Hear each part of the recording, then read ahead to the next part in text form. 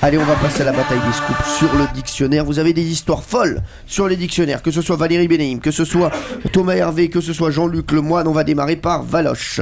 Bien, alors nous sommes en 1991 et la presse de la Manche titre « Le petit Larousse, victime de champignons mortels ». Que s'est-il passé ? Eh bien en fait, il y a eu inversion accidentelle de 2 pastilles de couleur, une noire, une rouge, dans la planche qui décrit les champignons. Et ça a entraîné le classement de l'amanite phalloïde, de l'amanite vireuse et du cortinaire parmi les champignons non vénéneux. Donc, dans le dictionnaire, on vous met une photo, des dessins de ces champignons en disant qu'ils sont non vénéneux. Complètement faux, évidemment. Résultat, 180 000 exemplaires du petit Larousse en couleur sont retirés d'urgence de la vente, coût estimé tout de même 30 millions de francs à l'époque. C'est énorme. Et évidemment, ils ont fait connaître immédiatement sur les ondes la mortelle erreur. Les éditions Larousse ont mandaté des commandos, véritablement des commandos d'étudiants dans 6 000 points de vente en France et dans les pays francophones pour corriger l'erreur. Et que faisaient ces étudiants ? Ils avaient les bonnes planches qui étaient autocollantes et ils ont ouvert tous les dictionnaires pour recoller dans les bons sens les bonnes planches. Bien joué. Eh oui. Et donc du coup, la presse, au lieu de s'acharner sur le petit Larousse en disant c'est des nuls, eh bien là ils ont loué la célérité des éditions Larousse, la preuve publique d'honnêteté et son contact étroit avec les lecteurs. Quant à celui qui a été responsable de l'erreur, eh ben il travaille plus chez Larousse. Non, il paraît qu'il est chez Robert. Voilà. Et vous connaissiez cette histoire ou pas, Jean Prévost ? Oui, et même elle m'a valu au Québec un instant de frayeur parce que j'évoquais cette histoire et il y a quelqu'un dans le public qui tremblait et me dit mais vous savez je laisse ce dictionnaire et je viens de l'offrir. Elle l'avait dans un déménagement, c'est un parfait dictionnaire pour un crime. Ah oui, ça, c'est ça. Ils ont fait un Colombo là-dessus, les experts, parfait, les experts on a le dictionnaires. dictionnaire finalement pour alibi. Allez, l'histoire de Thomas Hervé sur les dicos. Alors c'est un collègue à vous, c'est le lexicographe Boist qui a écrit un dictionnaire assez connu en 1800, sauf qu'il a failli aller en prison à cause d'une définition. Alors nous sommes un matin de 1805, et il y a un policier qui se présente chez Boist avec un mandat d'amener. Alors Boist ne comprend pas, il est conduit tout de suite à l'hôtel de Fouché, le ministre de la police de Napoléon Ier, qui n'avait pas la réputation de plaisanter. Et alors, que lui reproche-t-on ? Eh bien, ni plus ni moins que d'avoir outragé l'empereur en ayant écrit dans son dictionnaire à l'article spoliateur qui dépouille, qui vole, spoliatrice, loi spoliatrice, Bonaparte. Alors effectivement, là, Bonaparte, il entend ça, loi spoliatrice, l'accusation est très grave. En fait, Boist, sans doute pour s'attirer les bonnes grâces de Bonaparte, il avait juste voulu signaler qu'au même titre que les grands écrivains cités dans le dictionnaire comme Voltaire ou Rousseau, Bonaparte était cité aussi dans son dictionnaire pour avoir consacré le féminin du mot spoliateur dans une formule de Napoléon Bonaparte qui était une loi spoliatrice. Donc c'était plutôt un hommage. Sauf que ça ne fonctionne pas du tout. Fouché l'emprisonne et c'est finalement l'empereur lui-même qui, alerté, va dépêcher à la conciergerie un aide de camp avec ordre de le faire immédiatement remettre le prisonnier en liberté. Et donc Fouché, averti par un de ses agents du contre-ordre impérial, a relâché le lexicographe qui a donc pu continuer à faire son dictionnaire. Merci Thomas Hervé. Bonne histoire. Vous la connaissiez aussi celle-ci, Jean Prévost ? Oui.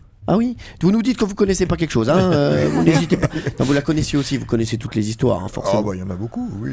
Puis alors le seul problème c'est de savoir si on dit boîte ou boiste. Je crois que c'est Boist. Boist parce que Cyril, qui est un fin lettré, a écrit pendant ça « Qu'est-ce que tu boisses, doudou didou ?»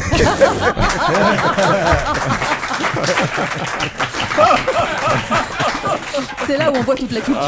Culture, quand tu nous tiens. Merci. Je voulais que ça reste entre Jean-Luc Lemoine et moi, malheureusement. Jean-Marie Moi j'ai Bigard. une question à poser à Jean.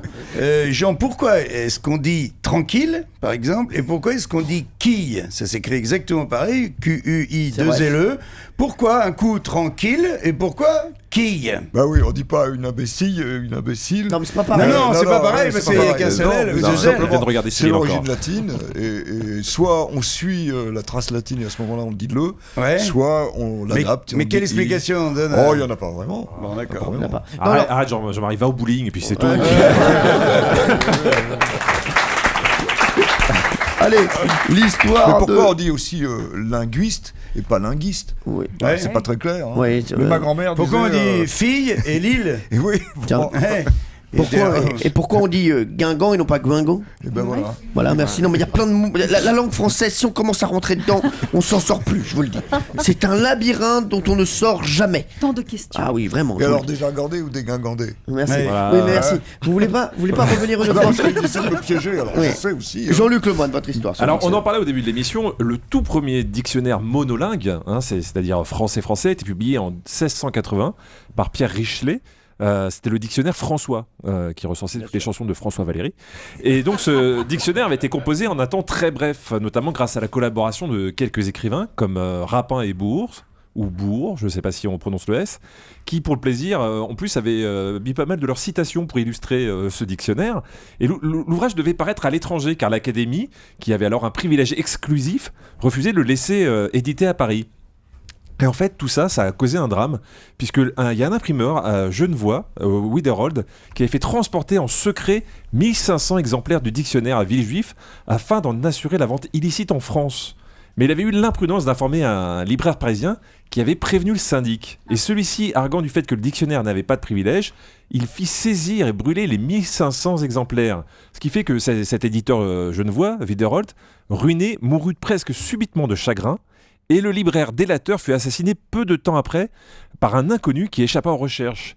Donc il y a des gens qui sont morts à cause du dictionnaire, et on dit que c'était quand même une belle époque, le moment où tu dealais des dictionnaires en fait. C'était ça. C'est fort ça. Vous connaissiez cette histoire aussi, Jean Privot? Oui, enfin, vous savez, on meurt par les champignons ou on meurt par l'édition. Ouais, c'est dingue, hein, mais c'est trois belles histoires. Alors Pierre Bellemare, qui avait la meilleure? Ah, très difficile de...